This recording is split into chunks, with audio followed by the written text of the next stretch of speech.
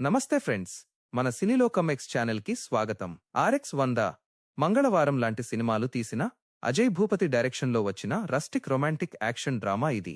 Jayakrishna Ghattamaneni, Rasha Thadani lead రోల్స్లో నటించగా మోహన్ బాబు కీలక పాత్రలో కనిపించారు. 2 గంటల 30 నిమిషాల నిడివి ఉన్న ఈ మూవీ ఈరోజే అమెజాన్ ప్రైమ్ వీడియోలో స్ట్రీమింగ్కి వచ్చేసింది. కథ విషయానికి వస్తే, తిరుపతి బ్యాక్డ్రాప్లో జరిగే ఒక ఇంటెన్స్ లవ్ స్టోరీ ఇది. లోకల్ కుర్రాడైన హీరో, హీరోయిన్ ఒకరినొకరు ప్రేమించుకుంటారు. కాని ఆ ప్రాంతంలో పవర్ఫుల్ వ్యక్తిగా ఉన్న మోహన్ బాబు వీళ్ల ప్రేమను తీవ్రంగా వ్యతిరేకిస్తాడు. దాంతో హీరోయిన్ జీవితాల్లో ఊహించని సమస్యలు మొదలవుతాయి. ప్రాణాలకే ముప్పు వచ్చే పరిస్థితుల్లో వాళ్లు ఎలా నిలబడ్డారు, ఆ సమస్యల నుంచి ఎలా బయటపడ్డారు అనేది సినిమాలో చూడాలి. ఫస్ట్ హాఫ్ విషయానికొస్తే, తిరుపతి టెంపుల్ సెటప్, క్యారెక్టర్ల పరిచయంతో సినిమా మంచి పేస్తో స్టార్ట్ అవుతుంది. కొత్త వాళ్లైన జయకృష్ణ, రాషా తడానీల మధ్య కెమిస్ట్రీ ఫ్రెష్గా అనిపిస్తుంది. వీళ్ల లవ్ ట్రాక్కి జీవి ప్రకాష్ కుమార్ మ్యూజిక్ కూడా మంచి ఫీల్ తీసుకొచ్చింది.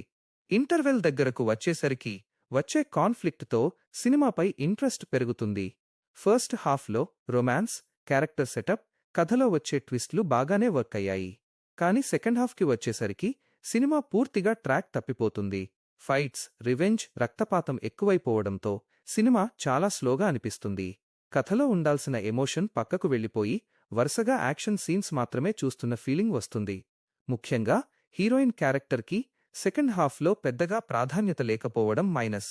కథ కూడా చాలా రొటీన్గా మారిపోవడంతో తర్వాత ఏం జరగబోతుందో ముందే ఊహించేయొచ్చు. దాంతో సెకండ్ హాఫ్లో చాలా చోట్ల బోర్ కొట్టిస్తుంది. ఫ్యామిలీతో కలిసి చూడొచ్చా అంటే, ఇందులో ఇబ్బంది పెట్టే రొమాన్స్ పెద్దగా లేకపోయినా రక్తపాతం మరియు హెవీ వైలెన్స్ సీన్స్ ఎక్కువగా ఉన్నాయి. కాబట్టి చిన్న పిల్లలతో కలిసి చూడటాన్ని నేను రికమెండ్ చేయను. ఓవరాల్గా చెప్పాలంటే, తిరుపతి సెటప్, లీడ్ యాక్టర్ల performance, first half love track బావున్నాయి.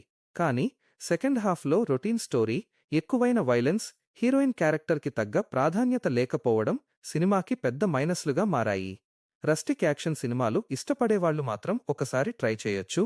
కాని అందరికీ నచ్చే సినిమా అయితే మాత్రం కాదు. నా వరకు అయితే ఈ సినిమాకి 5కి 2 రేటింగ్ ఇస్తాను. ఈ రివ్యూ నచ్చితే వీడియోకి ఒక లైక్ చేయండి.